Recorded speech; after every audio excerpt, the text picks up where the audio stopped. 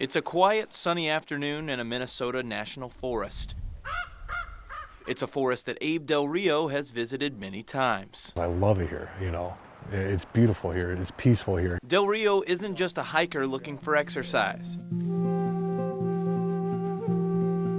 He's got a bigger goal in mind.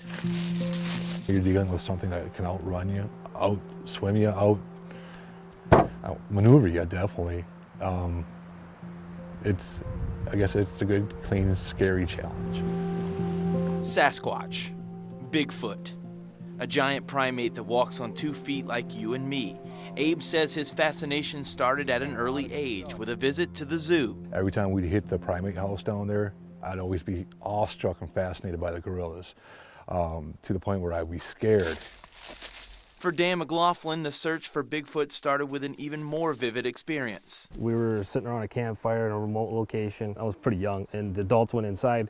Me and my friend were out playing in the yard with those glow-in-the-dark frisbees. And in the same area, whatever this was making like a moaning, kind of like, when we'd throw the thing back and forth. And was I afraid? No. I just didn't know what it was. For researchers like Abe and Dan, this is more than just a hobby. This is a passion that's turned into an obsession. Those people brave enough to search for the cryptic mysteries of the forest will spend hours looking for what they believe is an elusive creature.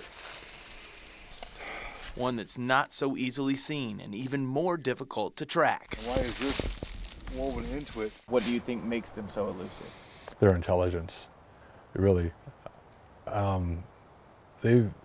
They know who we are. They know what what man does. I think the rarity and the remoteness. They stick to remote areas. This is all been placed here for a purpose. When on a search for evidence, squatchers make use of a number of tools. And it's not uncommon for these guys to try to communicate.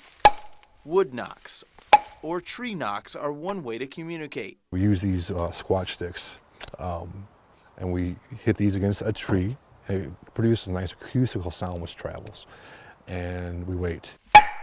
They listen for a knock in return. Usually they only hear silence. But not always. Abe recalls one time in this very forest where they got a response.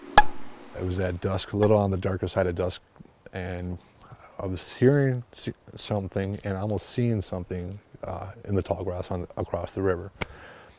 So I threw a couple rocks over, nothing happened. Another team member threw a rock or two over. One comes sailing back by the tree that we were doing wood knocking at. Abe will sometimes give a resounding primate roar.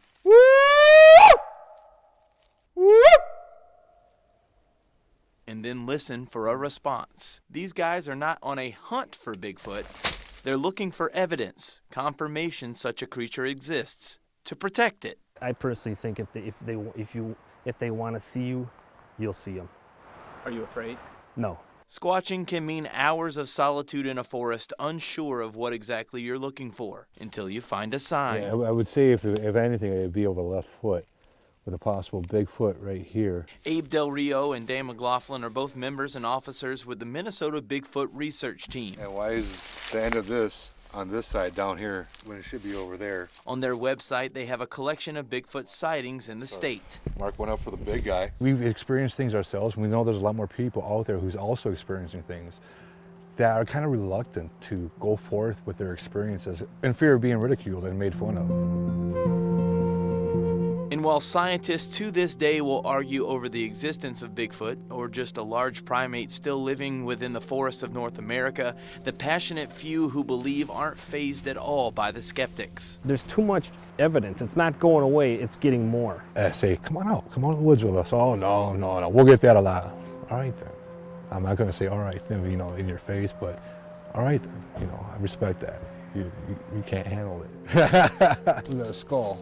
Abe Del Rio has spent nearly half his life dedicated to the search for Bigfoot. It's a passion that gives him a purpose and a reason to spend hours and hours deep inside the forests of Minnesota. With photojournalist Adam Jagunich, William Seay, KQDS Fox 21.